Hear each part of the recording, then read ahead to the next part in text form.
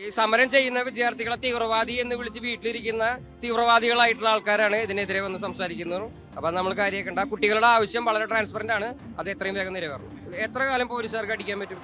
അങ്ങനെ ലൈക്ക് ഒരു സമരം ചെയ്യുന്ന വിദ്യാർത്ഥികളെ ദിവസങ്ങളോളം അടിച്ചോടിപ്പിക്കാനൊന്നും ഇവരെ കൊണ്ട് പറ്റുമെന്നില്ല. കുട്ടികളുടെ കൂടെ നിൽക്കുക എന്നുള്ളതാണ് നമ്മുടെ അജണ്ടയെ.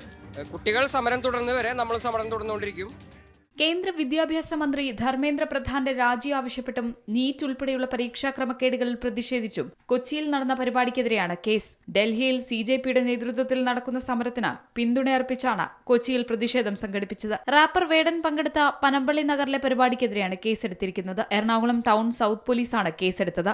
പോലീസിന്റെ നോട്ടീസ് അവഗണിച്ച് പൊതുജനങ്ങളെ ബുദ്ധിമുട്ടിക്കുന്ന രീതിയിൽ പരിപാടി നടത്തിയെന്നാണ് FIR. വേടന്റെ മാനേജറായ വിഘ്നേഷിനും കണ്ടാലറിയാവുന്ന 99 പേർക്കുമെതിരെയാണ് കേസ്. പോലീസിന്റെ അനുമതിയില്ലാതെ പരിപാടി നടത്തിയെന്നും FIRൽ പറയുന്നുണ്ട്. ഡൽഹിയിലെ വിദ്യാർത്ഥി സമരത്തിന് ഐക്യദാർഢ്യം പ്രഖ്യാപിച്ച് കൊച്ചിയിലെ കലാസാംസ്കാരിക പ്രവർത്തകരുടെ പ്രതിഷേധ പരിപാടി നടന്നത് ജൂലൈ 22-നാണ്. പാട്ടും പ്രതിഷേധവും എന്ന പേരിലാണ് റാപ്പർ വേടന്റെയും ഗബ്രിയുടെയും നേതൃത്വത്തിൽ പനമ്പള്ളി നഗറിൽ പരിപാടി സംഘടിപ്പിച്ചത്. റാപ്പർ വേടൻ ഉൾപ്പെടെയുള്ള നിരവധി പ്രമുഖർ പരിപാടിയിൽ പങ്കെടുത്തു. C Malayalam news, Kochi.